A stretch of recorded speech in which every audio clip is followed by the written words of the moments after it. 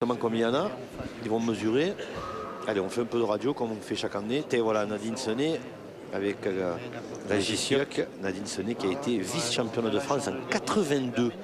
On est compte avec mademoiselle Paoré qui était son équipière à l'époque. Là voilà Nadine Senet en 82. C'était face à ce qui se faisait de mieux à l'époque. C'était les Marseillaises. Daniel Gros et Sylvette Innocenti. 27 ans après, la voilà en demi-finale de la Coupe de France.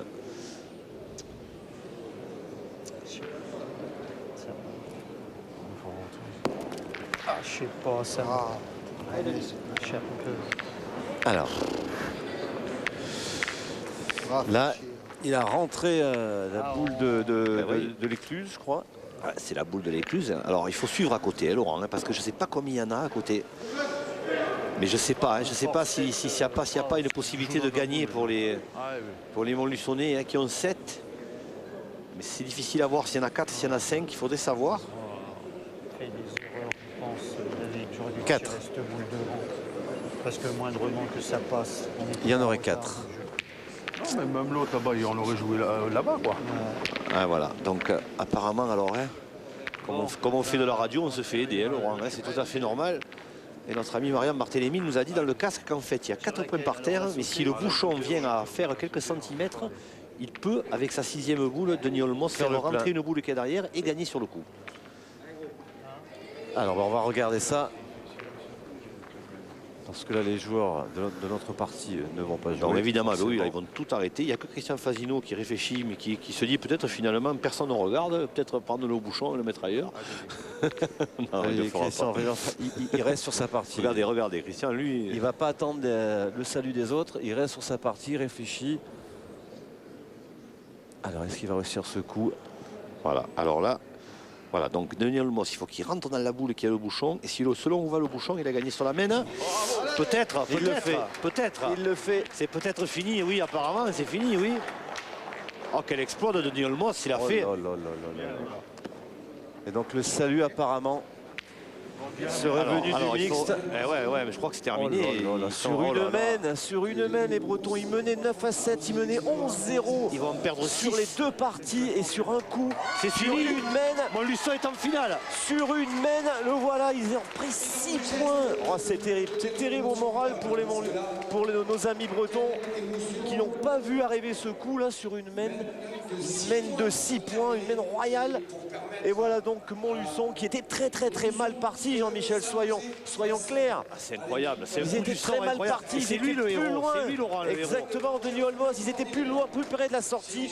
Les Montluçonnais sur un coup, sur une main incroyable. Et ben, c'est le mix qui apporte les points nécessaires à cette équipe montluçonnaise pour atteindre la finale. Chapeau à Montluçon.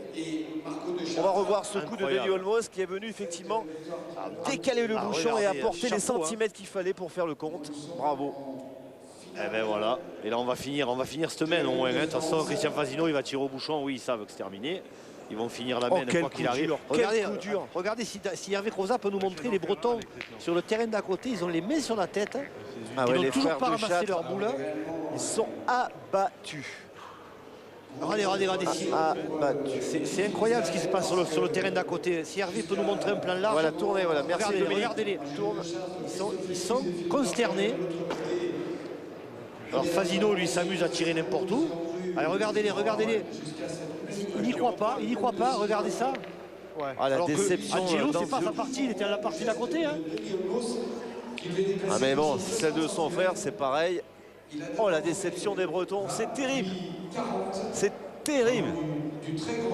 Parce que, franchement, on le répète, ils ne méritaient pas ce dénouement. Ah, c'est un coup du sort extraordinaire. Hein. Ils ne méritaient pas ça. Du moins pas dans cette façon de faire. Ils menaient 11-0. Ils avaient la main mise sur cette partie face à Fasino, Perrin, Winterstedt, c'était incroyable. Et puis derrière c'était serré 9-7 et une main de 6, c'est quasiment incroyable. Ça sert à rien. Incroyable. De toute façon on la gagnait pas, alors il l'a gagné. En tout cas, ben, chapeau à Montluçon, au mix de Montluçon.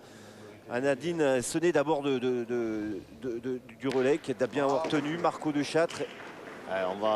On va quand même aller jusqu'au bout de cette semaine et probablement jusqu'au bout de cette partie parce que de toute façon c'est clair que ça va se terminer par une Fanny pour le relais.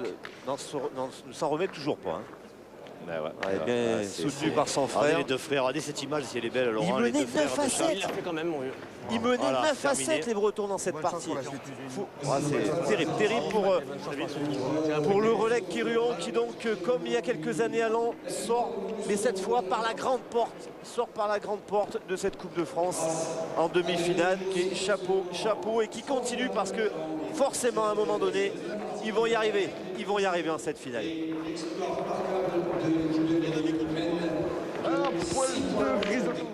Allez, on a rejoint Angelo De Châtre et Denis Olmos. Merci de venir à nos côtés. Angelo, on a vu les images, beaucoup de frustration parce que vous êtes passé très près d'un exploit. Effectivement, on avait pris nous un bel avantage de l'autre côté en triplet contre Christian Fasino. Derrière, l'équipe en triplet mix menait 9-7 et ça s'est joué sur un coup de serrure. Ils ont pris une main de 6. C'est sûr que c'est très dur à avaler. Pour l'instant, c'est très dur à avaler. Alors, cette partie contre Christian Fasino, Winterstein et Perrin, vous la maîtrisez, mais de A jusqu'à Z. On avait même l'impression que vous étiez sur un nuage. C'était aussi votre sensation? Oui, tout à fait. Moi, je pointais très bien.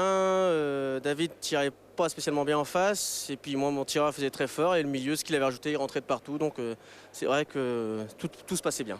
En tout cas, à Lens, quand on vous a découvert, c'était pour vous un cadeau de rencontrer le Duc de Nice. Quelques années plus tard, cette fois, vous êtes en demi-finale. Vous aviez Montluçon, mais votre objectif avait changé. C'était là, on jouait pour la gagne. C'était plus une question de récompense. Et vous êtes passé à 2 doigts de l'exploit. Ça veut dire que maintenant, le Relais Quirion est devenu un club phare. Déjà, il existe au Finistère, mais là, sur le plan national, ça y est, vous vous imposez. Tout à fait, on est content. Je pense qu'on s'est fait découvrir un petit peu. J'espère que ça portera ses fruits dans l'avenir. En tout cas, félicitations et bon retour, malheureusement. Jean-Michel avec Denis Olmos. Ouais, Laurent, avec le héros de cette demi-finale, parce que voilà, là on a vu vraiment une demi-finale comme on les aime, avec du suspense, avec beaucoup d'émotions, beaucoup de frustration, vous l'avez dit. Et puis un homme qui est un habitué de ces coups de génie. Denis, c'est toujours quelqu'un qui aime bien rentrer les bouchons, rentrer les boules, il adore ça. Alors Denis, il fallait prendre le bouchon. Vous aviez 2 boules pour le faire. Vous vouliez jouer le bouchon la première fois, et je crois que c'est Georges Crossi qui vous a un petit peu aiguillé. Eh bien, j'étais parti pour moi avec Vincent pour faire traîner le bouchon sur 60 cm en pensant faire 7 et 6-13. Et Georges est intervenu et on a discuté un petit peu ensemble. Et le plus dur qui était à faire, c'était d'embouchonner et de grossir le bouchon en fait. Et c'est ce que j'ai fait à la perfection. J'ai fait un bouchon et j'ai joué la dernière pour rentrer dans la boule, pour pousser le bouchon de 60 cm. Et c'est ce qui est arrivé. J'ai poussé le bouchon de 60 cm et on a fait 7 et 6-13 et un coup merveilleux. Et Montluçon est au paradis, mais on peut vraiment rendre hommage à cette équipe bretonne qui a vraiment fait un super parcours. Sur l'ensemble, ils nous dominaient aussi en mixte. Ils méritaient largement de gagner et j'ai fait ce coup du sort qui leur a permis d'enlever cette finale. Merci Denis. Merci messieurs. Et avant de donner une dernière fois la parole à Angelo pour un petit message familial, nous, on vous donne avec Jean-Michel rendez-vous la semaine prochaine. Ne ratez pas parce que ça sera le choc énorme entre Nice et Bassins. Ça sera dimanche. Allez Angelo, c'est pour vous le dernier mot de la fin. Je voudrais souhaiter un très bon anniversaire à ma petite Carla qui a 4 ans et faire un gros bisou à ma fille aussi. Et puis bonjour à toute ma famille. Voilà, merci pour tout. Bravo encore à vous et à la semaine prochaine. Merci messieurs. D'ailleurs, Montluçon face à Relais Quirion. Cette fois, place au choc. Les Ducs de Nice face à Bassins. C'était la finale de l'an passé. Alors ça devient une demi-finale cette année, mais avec le même suspense, avec à peu près les mêmes joueurs. Nice s'est encore renforcé, il y a Pascal Midi qui est arrivé. Pour le reste, c'est toujours la Dream Team. Et face à une équipe de Bassins, amenée par Laurent Planton, l'ancien champion de France triplette, qui a bien joué en quart de finale, qui se défend, mais qui c'est vrai part avec un handicap, on va dire, psychologique et déjà un handicap mathématique après les tête-à-tête. Alors effectivement, vous en parlez, c'est tête-à-tête. Nice mène 10-2. Et fait encore plus figure d'épouvantail. Le tenant du titre est pas loin de garder sa coupe pour la 5e fois consécutive. Ouais, c'est vrai que seul Simon Cortés a perdu en tête-à-tête et encore à l'issue d'une très belle partie.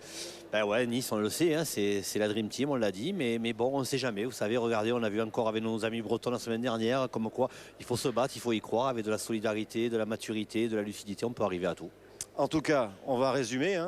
Pour Nice, il suffit de gagner 2 doublettes sur 3 et c'est la finale. Ah, c'est ça, voilà. S'il gagne 2 doublettes, ça sera terminé. Ou sinon, et pour notre plus grand plaisir, on ira aux triplettes. Alors, on va découvrir la doublette qu'on va vous proposer. C'est tout simplement Henri Lacroix associé à Simon Cortès, que ça, face à Ludovic Labru et Philippe Fonteille du côté de Bassens. Et je vous promets que ça va être une demi-finale magnifique.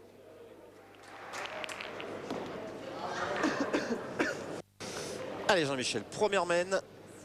Philippe Fonteille associé à Ludovic Labru face à Henri Lacroix, Simon Cortès. Voilà ce qui nous attend. Du lourd que du beau. Philippe Fonteille, Ludovic Labru du côté de Bassens. Philippe Fonteille au point.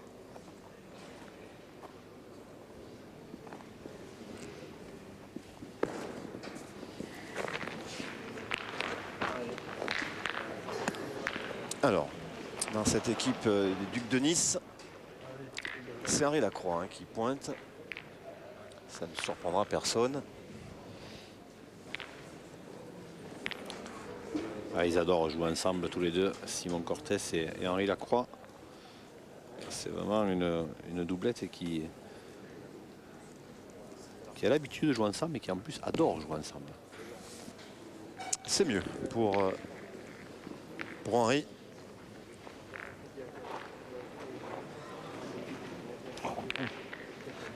Touche-le sur le. Moi, je pensais qu'elle partait là-bas aussi. Et dessous, c'est de là.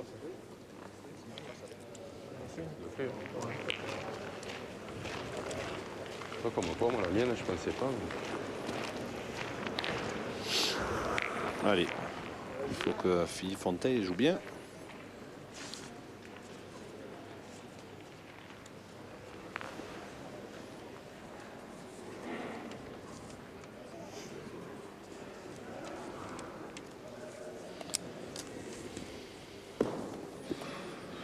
Ouais, c'est parfait, c'est parfait. Et les autres les autres doublettes de cette demi-finale démarreront dans un petit moment en décalé. Pour que vous ne puissiez rien manquer ou presque. On rappelle, le scénario idéal pour Nice, c'est gagner 2 doublettes au minimum. Et les Aiglons seront en finale sans passer par la case triplette. Et pour Bassens, c'est évidemment le contraire, il faut en gagner 2 au moins pour espérer après faire un renversement de situation lors du triplette. Alors les autres doublettes, celle mixte, ça sera Séverine Roche associé à Philippe Suchot. Et Pascal Milly, lui, sera associé à Philippe Quintet. Roche-Suchot joueront contre Coupé et Lamazza FT. Et Milly et Quintet joueront contre Laurent Planton et Jean-Yves Leloup. Alors, est-ce qu'il est rentré? Ça me paraît un peu court. Pour la main. Hein? Pour la main. Ah. Oui, un peu plus loin. Ah, essaie de jouer avec. Alors, les Ducs de Nice, on appelle les Ducs de Nice non pas pour un titre de noblesse, mais parce que les Ducs de Nice, c'est le département Union Club. Un club omnisport, hein. Ouais. Et on en parlera tout au long de cette doublette. On va vous présenter un petit peu ce club, si vous ne connaissez pas un petit peu tous les rouages. Celui que l'on considère pour beaucoup le club numéro 1 au monde quasiment.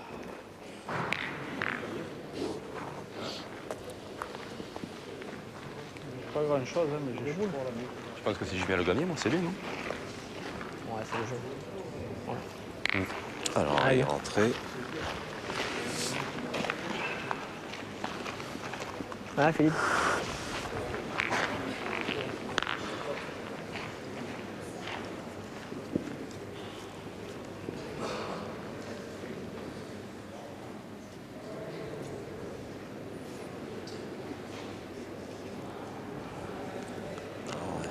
Éviter ces boules de vent, il prend pas de risque, c'est parfait.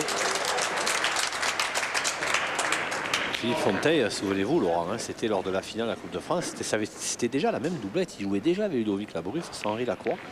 Et ça avait donné lieu à une partie extraordinaire où les Niçois s'en étaient sortis, mais d'assez peu, hein, si mes souvenirs sont bons. C'est vrai que c'est bien un an après de retrouver ces 4 mêmes joueurs. Alors Simon Cortés a très peu joué hein, cet hiver.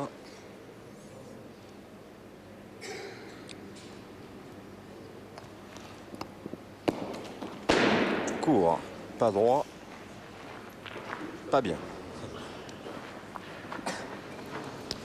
Bah, doucement, il faut jouer encore un peu la chaîne.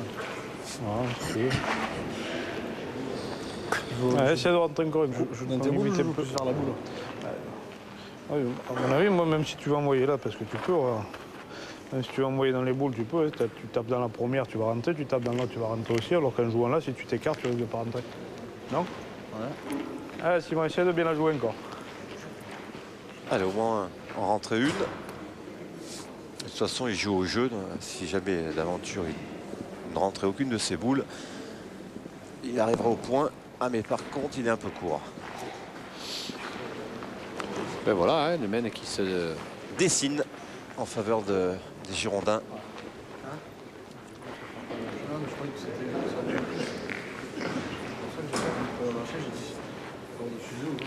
Et Simon qui a la particularité de revenir du Brésil, où il est parti avec Claude Azema, Julien Lamour et Philippe Quintet, participer au Carnaval de Rio. Rien que ça. Qu'est-ce qu'il est allé faire? Il est allé sur un char? Non, non, il a été vivre l'événement. Allez, Ludovic Labru, qui lui aussi n'a pas trop joué cet hiver. Mais il n'est pas parti au Carnaval de Rio. Non, il est parti à la pêche. Voilà. Ouais. Il a expliqué que voilà, c'était l'ouverture de la pêche et qu'il aime bien taquiner la truite. Et là, c'est l'ouverture de la chasse au point hein, pour Bassens. Ça fait déjà 2. Ouais. Et Bassens qui saisit d'entrée les occasions qu'Henri Lacroix et Simon Cortés lui ont offert. Ah, Ludovic Labru, voilà, 3. Pour le moment, c'est une entrée en fanfare pour les joueurs de Gironde. Ah, mais déjà au tête-à-tête, Ludovic Labru avait pris un excellent départ face à Henri Lacroix puisqu'il menait 7-1, me semble-t-il. Ouais, jusqu'à. Il a perdu 13-7. Ouais, jusqu'à un moment où il a fait une casquette et après patatrac. Ça a réveillé Henri. Oula, il a traversé. Ah ben 3, hein. 3 points. 3 points pour commencer. 3 points pour Bassens qui s'installe confortablement dans cette doublette. Labru Fonteille 3, Henri Lacroix, Simon Cortés 0.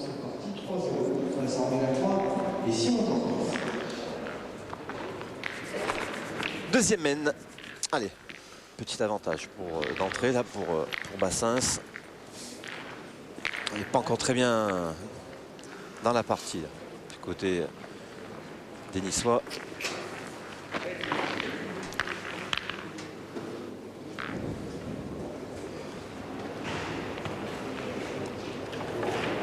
Allez, Philippe Fonteille qui pointe dans cette partie mais qui est capable de tirer, hein, il n'y a aucun problème. C'est un excellent tireur même. On l'avait vu justement l'année dernière. Là, il a traversé. Un peu moins levé. 8,50 m.